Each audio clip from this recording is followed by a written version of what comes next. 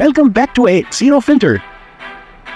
कुछ मजेदार और हैरान कर देने वाले दिलचस्प हकायक के लिए तैयार है? चलिए शुरू करते हैं। क्या आप जानते हैं प्रिय व्हेल का दिल एक छोटी कार जितना बड़ा होता है। खला में कम कशिश शक्ल की वजह से खलाबाज 2 इंच तक लंबे हो सकते हैं। व्हीलों में एक खास ब्रेन फ्रीक्वेंसी होती है जो हड्डियों को ठीक करने में मदद कर सकती है।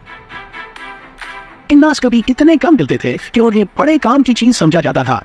गिरगिट न सिर्फ छपने के लिए बल्कि बातचीत करने के लिए भी रंग बदलते हैं। पेंगुइन अपने साथी को एक कंकड़ देकर शादी के लिए पूछते हैं। कुछ जेलीफिश हमेशा के लिए जीते हैं, वो कभी बूढ़े नहीं होते।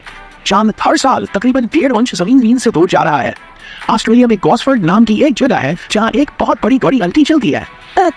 बर्गर खाने से आपको खुशी मिल सकती है क्योंकि इससे सिरोलिन वो है।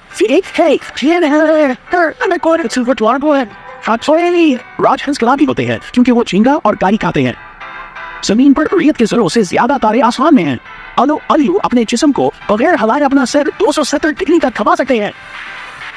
हाथी भी ऐसे जानवर हैं जो कूद नहीं सकते, आतिश फशाल में नई जमीन बना सकते हैं, जैसे आइसलैंड।